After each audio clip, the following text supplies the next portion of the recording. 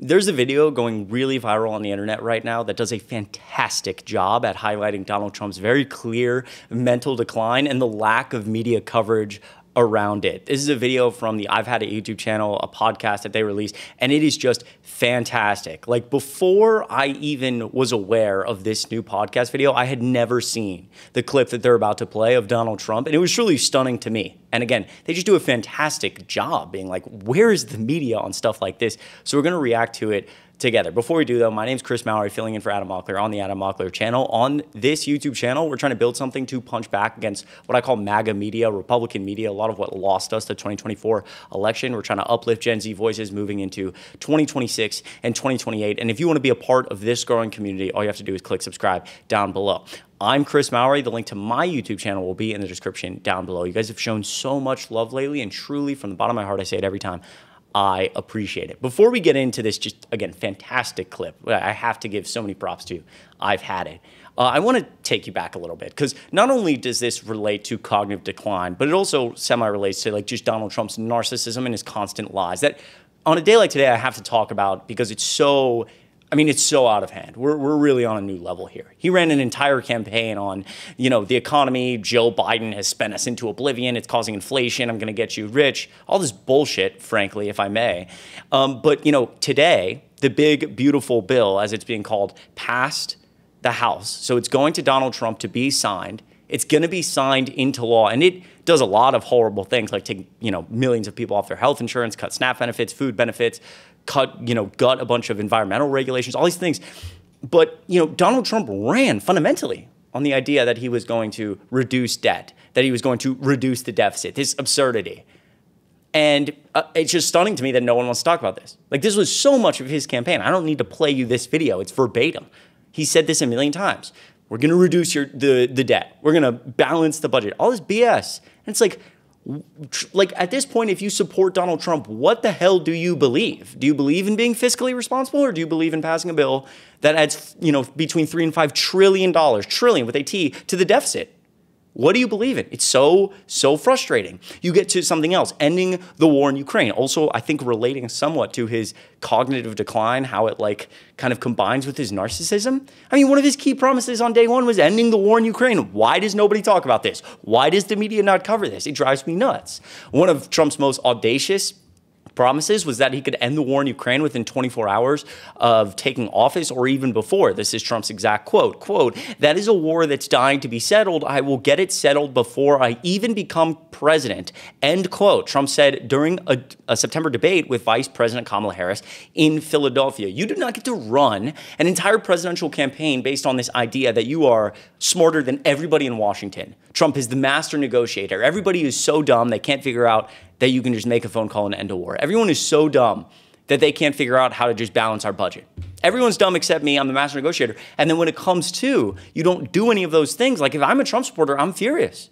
You can't just, like, this is insanity. I don't understand how anyone supports this guy. And I know you probably say that to yourself every single day. Now, relating more, before we go back to the original clip, relating more to like the cognitive decline aspect, we really saw this get much worse on the campaign trail. I think this is one of the key moments I remember in June of being like, holy shit, this is a new level. Does anyone remember this video right here? Let me play some of it.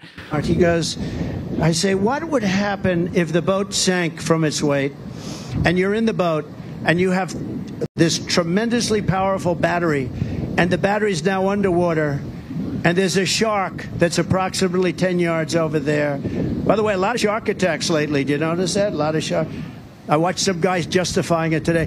Well, they weren't really that angry. They bit off the young lady's leg because of the fact that they were not hungry, but they misunderstood who she was. These people are crazy. He said there's no problem with sharks. They just didn't really understand a young woman swimming now really got decimated, and other people too. A lot of shark attacks. So I said, so there's a shark 10 yards away from the boat, 10 yards, or here. Do I get electrocuted? If the boat is sinking, water goes over the battery, the boat is sinking. Do I stay on top of the boat and get electrocuted? Or do I jump over by the shark and not get electrocuted? Because I will tell you, he didn't know the answer. He said, you know, nobody's ever asked me that question. So here's the thing. That's Donald Trump talking about I'm sorry, this is just stunning. If a boat was sinking and you had to make a decision about jumping in the water where you could get electrocuted, I guess, from the boat battery, which, by the way, that's not how boat batteries work. Like if the boat stinks, you're not going to get electrocuted. Or jumping toward the shark that could eat you. He's asking an MIT professor this. I mean, this is insanity. And the reason I pull up this clip specifically is because not only at the time was I like, wow, this is getting really bad, but I've asked so many people who support Donald Trump, whether it's on TikTok Live, friends, family, hey, what the fuck, frankly, does this mean? What does this mean? And none of them have ever been able to answer me.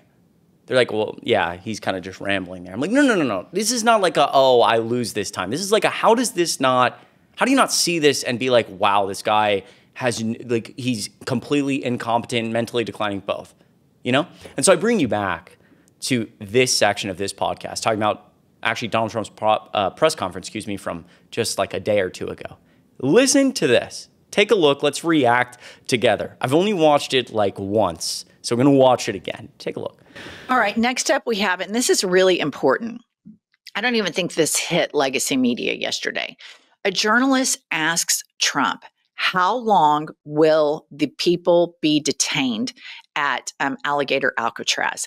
And listen to how he answers this question. No chipmunk voice, because I refuse to sanewash or disguise this man's senility and his dementia. Listen to his answer. Dana Marie McNichol, Fox News Channel. Mr. President, is there an expected time frame that detainees will spend here, days, weeks, months? And does that have anything to do with the immigration judges you just spoke about being trained and staffed here? When you say, what was the first part of your question? Is there a specific time frame you expect the detainees to spend here, days, weeks, months? In Florida? Yes, here at Alligator Alcatraz. I'm going to spend a lot. Look, this is my home state. I love it. I love your government. I love all the people around. These are all friends of mine. They know them very well. I mean, I'm not surprised that they do so well. They're great people. Ron has been a friend of mine for a long time. I feel very comfortable in the state. I'll spend a lot of time here. I want to, for 4 years, I've got to be in Washington, and I'm okay with it because I love the White House. I even fix up the little Oval Office. I make it, it's like a diamond. It's beautiful. It's so beautiful. It wasn't maintained properly, I will tell you that. But even when it wasn't, it was still the Oval Office, so it meant a lot. But I'll spend as much time as I can here. You know, my vacation is generally here because it's convenient. I live in Palm Beach. It's my home. And I have a very nice little place, nice little cottage to stay at, right? But we have a lot of fun, and I'm a big contributor to Florida, pay a lot of tax. And a lot of people move from New York, and I don't know what New York is going to do. A lot of people moved to Florida from New York, and it was for a lot of reasons, but one of them was taxes. The taxes are so high in New York, they're leaving. I don't know what New York's going to do about that, because some of the biggest, wealthiest people and some of the people that pay the most taxes of any people anywhere. Okay. Really quickly, it's only my second time listening to that. I had never seen it before today.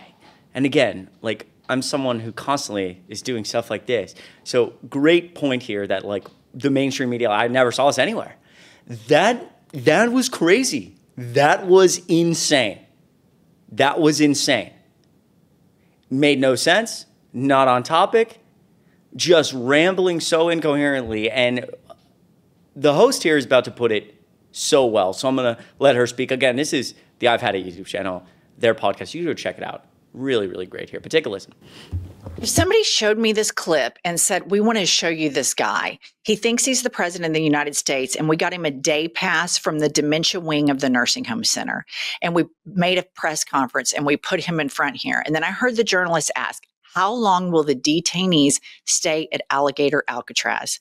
And he gave an answer talking about how he doesn't know how long he personally is going to stay in Florida. He redecorated the Oval Office. It looks like a little diamond. He has a little cottage. He loves Florida. All of his friends are in Florida.